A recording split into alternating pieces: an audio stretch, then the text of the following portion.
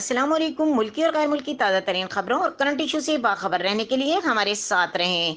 रुख करेंगे दादू का, जहां से रिपोर्ट कर रहे हैं हमारे नुमाइंदे सैयद सफ़ीर हुसैन नकवी। काश्तकारों, मजहबी रहनुमाओं, व्यापारियों और शहरियों समेत सियासी समाजी शख्सियात की रहनुमाई में ज़रूरी पानी की अदम फराहमी के खिलाफ एक बार फिर इंडस हाईवे शेल पंप के मुकाम पर शामियाने लगाकर एहतजाजी धरना दे दिया। धरने में सैकड़ों लोग शरीक धरने में शरीक तमाम अफराद की जानिब से महकमा अनहार के अमले के खिलाफ शदीद नारेबाजी, जबकि इंडस हाईवे पर दिए गए धरने के बायस कराची से पंजाब जाने वाली गाड़ियों की लंबी कतारें लग गईं। मुजाहिरीन का कहना है कि जब तक राइस कैनाल और राइस कैनाल में से निकलने वाली नहरों में पानी नहीं आता तब तक ये धरना जारी रहेगा। याद रहे कि गुज़िश्ता माह भी काश्तकारों और ताल्लुका बार एसोसिएशन समेत दीगर जमातों की जानिब से 8 घंटों तक धरना दिया गया था, जिसके बाद एसी एग्जिशन की जानिब से पानी की फराहमी की यकीन दहानी पर धरना खत्म कर दिया गया था, मगर पानी की फराहमी न होने पर आज एक बार फिर धरना दिया गया है।